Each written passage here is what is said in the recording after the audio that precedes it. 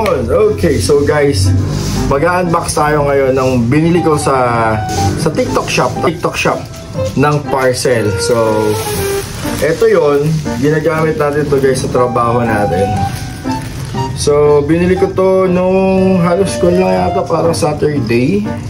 Parang mga gano'n ko na siya binili, dumating siya ngayon. Ay, hindi pala, mga Friday. Tapos dumating siya ngayon. So, i-unbox na natin to guys. Hindi na natin papatagalin. COD nga pala to. So, ito na. Yan, ganda. Ay, tayo tengun sa labas. Sirain natin to. Yan, ito muna yung una. Ito yung palette na binili natin guys. So, naka-bubble wrap. Okay naman. Tingnan natin kung buo. Bubuksan natin. This is from Poetry Shadow Professional Face Paint Kit. Yan. Water-based nga pala yung binili natin guys.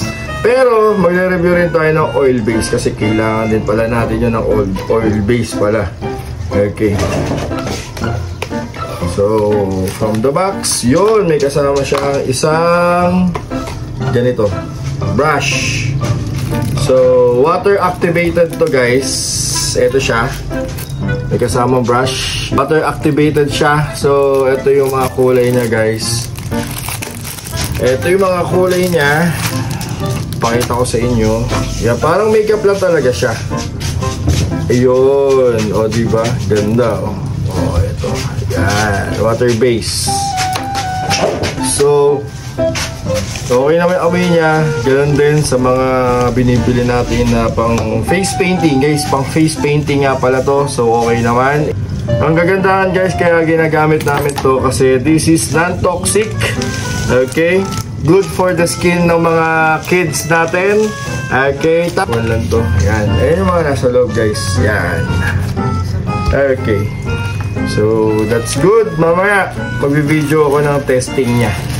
Okay, so ito yung isa, bumili rin ako. Galing lang to guys ng Cavite, kaya sobrang bilis lang. Okay. So, bubuksan na natin to isa. So, ito siya. Ito rin yung nabili ko rin pala dati. Yan, white siya.